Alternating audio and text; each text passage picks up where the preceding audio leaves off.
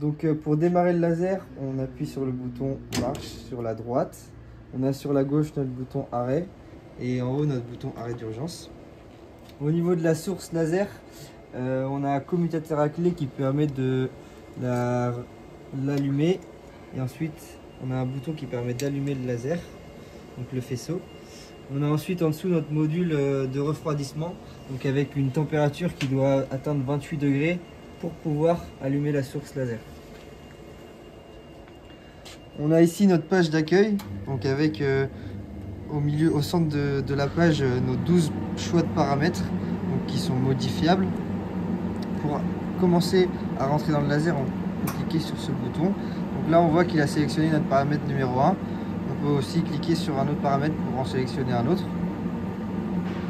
On a sur le bouton en dessous du bouton pour allumer la page d'accueil l'autorisation de lancement. Donc là c'est au moment où vous voulez nettoyer votre pièce. Donc on clique dessus et là on peut aller nettoyer notre pièce.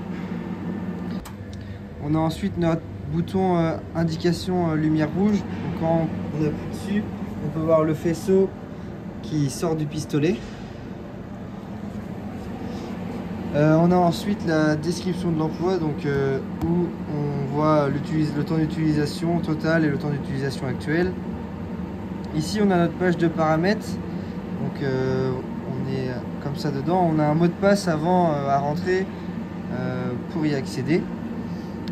Donc ici on peut voir nos différents paramètres, la figure que notre faisceau laser va avoir à la sortie, donc un trait, un 8, un rond, un carré, enfin un rond ou un carré vide et un rond ou un carré plein.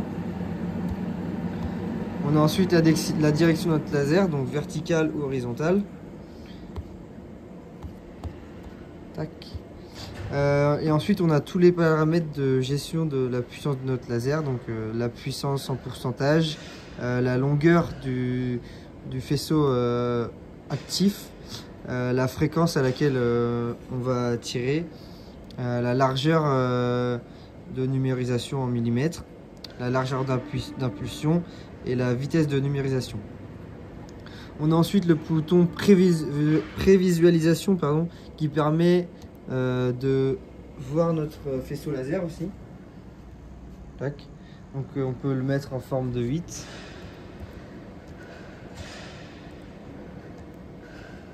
Et là on voit notre faisceau en forme de 8.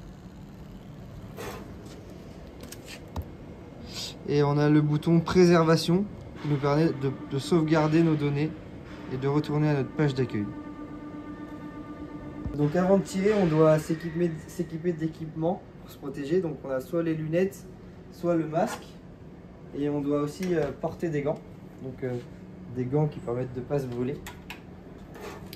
Pour démarrer notre laser, nous enlevons le cache. Nous avons ensuite un bouton de sécurité où nous devons appuyer pour pouvoir tirer ensuite et activer l'autorisation de lancement.